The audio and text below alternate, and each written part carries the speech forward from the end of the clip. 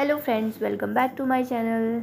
आज मैं आप लोगों के लिए एक बहुत इंपॉर्टेंट टॉपिक लेके आई हूँ और ये टॉपिक मुझे मेरी एक क्लाइंट ने दिया जो मुझे 2 दिन पहले ही मिली है। और तो उन्होंने मुझे बताया कि क्या क्या मैटर है। वो अपने एसपी को मैनिफेस्ट करना चाहती हैं और उनका एसपी भी उनसे बहुत प्यार करता है एक्चुअली। बट सिचुएशन ये है कि उनके जो एसपी हैं उनके घर वाले उनको फोर्स कर रहे हैं किसी और से शादी करने के लिए। और हालांकि उनके एसपी ने अपनी फैमिली में बोला है कि वो उस लड़की से शादी करना चाहते हैं, बट जैसा होता है कि फैमिली में जो पेरेंट्स होते हैं वो इमोशनली ब्लैकमेल करते हैं और फिर उसके बाद जो एसपी होता है फिर जो भी वो क्या होते हैं प्रेशर में आ जाते हैं और उसके बाद वो बोल देते हैं, हाथ खड़े कर देते हैं कि हमसे नहीं हो पाएगा और हम अपने पेरेंट्स के अगेंस्ट नहीं जा सकते हैं। तो यही केस हुआ है उनके साथ भी। तो वो लड़की एक्चुअली मेरे पास आई थी और उन्होंने मुझे अपनी स्टोरी बताई और उन्होंने मुझे बोला कि मैंने उससे पूछा कि अच्छा ठीक है, फिर ये सिचुएशन है तो आप मैनिफेस्ट करना चाहते हो क्या। तो उसने बोला कि हाँ, मैं मैनिफेस्ट करना चाहती हूँ। तो फिर मैंने उसको पूरी प्रोसेस एक्सप्लेन की कि ये चीज़ें हैं, आपको ये चीज़ें करनी पड़ेंगी। और मैंने उसको अपने एग्जांपल्स भी दिए हर जगह पे कि मैंने इस सिचुएशन को कैसे हैंडल किया था। तो वो समझ तो गई है, बट उसने बहुत सारी वीडियोस भी ऑलरेडी देखी हुई हैं यूट्यूब पे अलग अलग कोचेस की।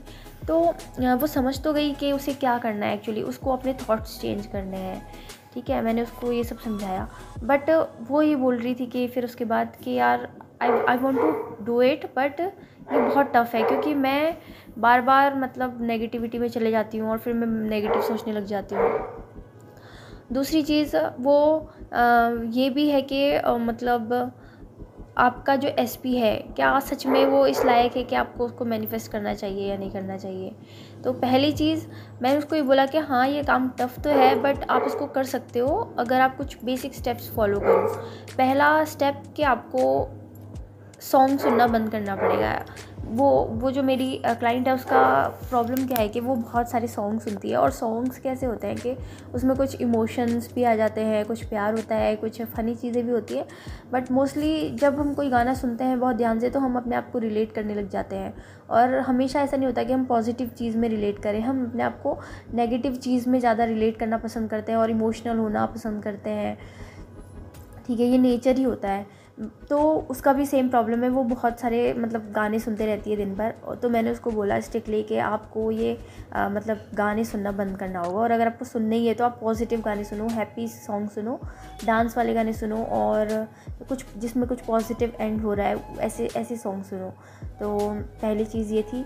दूसरी चीज़ ये मैंने उसको सजेस्ट की कि आपको ना अपने एसपी से बात करना बिल्कुल ही बंद करना होगा। मतलब जैसे अगर वो आपको मैसेज करता है और अगर आपका मन कह रहा है कि यार मुझे रिप्लाई करना चाहिए तो आप कर लो, बट अगर आप इस बात से मतलब सेटिस्फाइड हो कि आपको मैसेज नहीं करना और आप बस अपने अंदर ही उस चीज़ को चलाते रहना चाहते हो कि you are already with your SP and everything is fine between both of you, तो वो स्थिति ज़्यादा अच्छी है। क्योंकि जब हम एसपी से बात करते हैं और फिर वो हमें कुछ और नेगेटिव चीज़ें बोल देता है तो हम लोग ना 3D में इन्वॉल्व हो जाते हैं और फिर उससे बाहर निकलने में ही हमें टाइम लगता है और स्ट्रगल हो जाती है। तो ऐसी सिचुएशन में मैंने उसे सजेस्ट किया कि आप अपने एसपी से बात करना मतलब थोड़ा कम कर दो। तो फिर से आई थिंक दोबारा से उसने बट एसपी से अपने बात कर लिया और उसके एसपी ने उसको साफ साफ ये बोल दिया कि कुछ नहीं हो सकता अब और I can't go against my family and I am okay with their choice, ठीक है। तो ये सुन के फिर मेरी एक जो क्लाइंट थी वो और ज़्यादा होपलेस हो गई और उसने मुझे वापस से टेक्स्ट किया और बोला कि यार ये प्रॉब्लम है। तो मैंने उसको दोबारा से ही सजेस्ट किया कि are you sure you want to manifest him. मतलब आप श्योर हो कि आप उसको मैनिफेस्ट करना चाहते हो। क्योंकि अगर आपको मैनिफेस्ट करना है ना तो आपको ये सारी चीज़ों को बिल्कुल इग्नोर करना पड़ेगा कि उसने ये कह दिया है, उसने वो कर लिया है। पहली कंडीशन, अगर आप किसी को सच में मैनिफेस्ट करना चाहते हो अपने जीवन में तो आपको अपनी 3D की सिचुएशन को पूरी तरह से इग्नोर करना होगा और आपको ये रिस्पॉन्सिबिलिटी लेनी होगी कि आज जो ये सिचुएशन है ना ये मेरी वजह से क्रिएट हुई है, मेरी नेगेटिव थॉट्स की वजह से क्रिएट हुई है, ये सिचुएशन मैंने क्रिएट की। जब आप अपनी ये रिस्पॉन्सिबिलिटी ले लेते हो तो आपके अंदर अपने आप ही एक साहस आ जाता है उस चीज़ को उस चीज़ से इग्नोर करके उसको कुछ नया क्रिएट करने का, क्योंकि आप तब अपने आप को क्रिएटर मानते हो। आप सोचते हो कि अगर मैंने एक नेगेटिव चीज़ क्रिएट कर ली अपने लाइफ में तो मैं पॉजिटिव चीज़ भी क्रिएट कर सकती हूँ। और दूसरा, आपके अंदर फॉरगिवनेस होनी चाहिए एसपी के लिए, अपने आसपास के लोगों के लिए। अगर आप इस बात को पकड़ के बैठे हो कि इसने मेरे साथ ऐसे किया, इसने मेरे साथ ऐसे किया, तो आप कभी भी उसको फॉरगिव नहीं कर पा रहे हो, और इसका मतलब है कि आप उसको मैनिफेस्ट भी नहीं कर पा रहे हो, क्योंकि everyone is you pushed out. अगर आप अपने दिमाग में ये चला रहे हो कि आपने आपके जो एसपी है उसने आपके साथ ये किया और ये गलत किया, तब आप बार बार वही चीज़ दोबारा से रीअफर्म कर रहे हो और वही चीज़ क्रिएट कर रहे हो, आपको वही चीज़ दिखेगी। तो बहुत ही सिंपल सी बात है, अगर आपको किसी को मैनिफेस्ट करना है तो फर्स्ट ऑफ़ ऑल आपके दिल में उसके लिए बहुत सारा प्यार होना चाहिए। और ये मैनिफेस्टेशन की जर्नी बहुत स्मूथ नहीं होती है, बहुत सारे अप एंड डाउन आते हैं। एक्चुअली आपको जो शाश्वत दिख रहा है सामने, आपको उसको नकारना है, उसको इग्नोर करना है और उसको बोलना है कि नहीं, ये सही नहीं है, ये सच नहीं है, मेरी रियलिटी मेरे अंदर है, मेरी रियलिटी मैं क्रिएट करूँगा।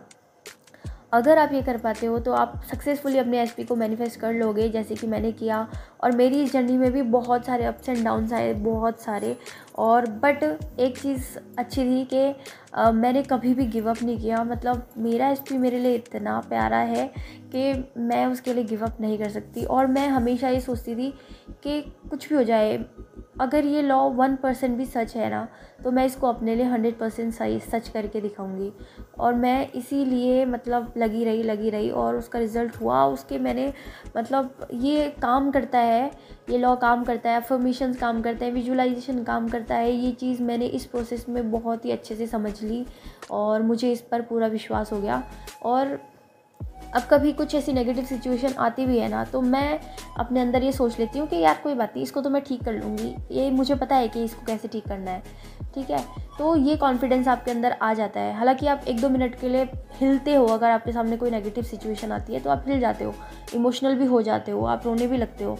बट जैसे एज टाइम पासिस आप समझ जाते हो कि आप इस चीज़ को ठीक कर सकते हो। तो वही चीज़ अब मेरे साथ होती है, मैं समझ जाती हूँ कि मैं इस चीज़ को ठीक कर सकती हूँ और वो चीज़ ठीक हो जाती है, ठीक है। बट जो लोग बिगिनर हैं और अब भी वो अपनी मैनिफेस्टेशन जर्नी शुरू करना चाहते हैं, तो पहली चीज़ उनको ये करनी होगी कि उनको डिसाइड करना होगा कि सच में उन्हें मैनिफेस्टेशन करना है। क्योंकि मैनिफेस्टेशन की जर्नी ईजी नहीं होती है, टाइम लगता है इसमें, आपकी बहुत ज़्यादा एनर्जी जाती है, आपके सर में दर्द होगा, आपको चीज़ों से कट ऑफ करना पड़ेगा, आपको चीज़ों को इग्नोर करना पड़ेगा। कई बार आपका रोने का मन करेगा, आप रो नहीं सकते हो, आपको उस चीज़ को रोना चाहो तो रो सकते हो, बट आपको फिर लेकिन back to the manifestation journey होना होगा। मतलब आपको वापस से पॉजिटिव थिंकिंग, अफर्मेशंस, अपने आप को पॉजिटिव रखना, मोटिवेटेड रखना, ये सारी चीज़ें करनी होंगी। अगर आप ये सब कर पा रहे हो तो आप कर सकते हो। साथ में आपको अपने एसपी को फॉरगिव करना है पूरी तरह से, और आपको ये रिस्पॉन्सिबिलिटी लेनी है कि everyone is you pushed out. आपके आसपास जो लोग हैं वो जैसे बिहेव कर रहे हैं वो आपकी सोच की वजह से कर रहे हैं। अगर आप अपनी सोच बदलोगे तो वो लोग भी चेंज हो जाएंगे। तो ये सारी रिस्पॉन्सिबिलिटी लेते हुए और पूरा एक पक्का डिसीजन लेते हुए अगर आप ये मैनिफेस्टेशन जर्नी को स्टार्ट करते हो ना, तो सफलता आपको ज़रूर मिलेगी। तो आज के लिए बस इतना ही। Thank you so much.